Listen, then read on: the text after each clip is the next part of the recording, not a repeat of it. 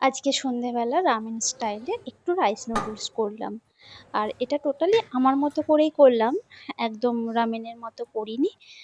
প্রথমে দেখো পেঁয়াজ, রসুন একটু ভেজে নিয়ে একটু আদা, দুটো কাঁচা লঙ্কা দিয়েছি হালকা ঝালের জন্য। দিয়ে প্রথমে ভেজে নিলাম। নিয়ে এর মধ্যে আমি কিছুটা চিংড়ি মাছ আর ৪ টুকরো মতো চিকেন দিয়েছি। এটাও খুব ভালো করে ভেজে নেব। আর এর সঙ্গে পরিমাণ মতো নুন আর একটু সয়া সস দিয়ে দিলাম। দিয়ে এবার এটাকে একটু ভেজে নিয়ে এর মধ্যে আমি সবজি নিজের ইচ্ছে মতো দিলেই হবে। আমার ঘরে গাজর ছিল, ক্যাপসিকামও ছিল, তবে দিইনি, গাজরটাই দিলাম। দিয়ে জল দিয়ে ভালো করে সবগুলোকে সিদ্ধ করে নিলাম। আর এই রাইস নুডলসটাও আমি আজকে একটু সিদ্ধ করে নিতে হবে প্রথমে, সেই জন্য আলাদা করে সিদ্ধ করে নিচ্ছি। তারপরে সিদ্ধ করা রাইস নুডল জল ঝরিয়ে এর মধ্যে দিলাম। এখানে কিন্তু আমি একটু গোলমরিচ গুঁড়ো আর কিছুটা টমেটো সস দিয়ে দিলাম।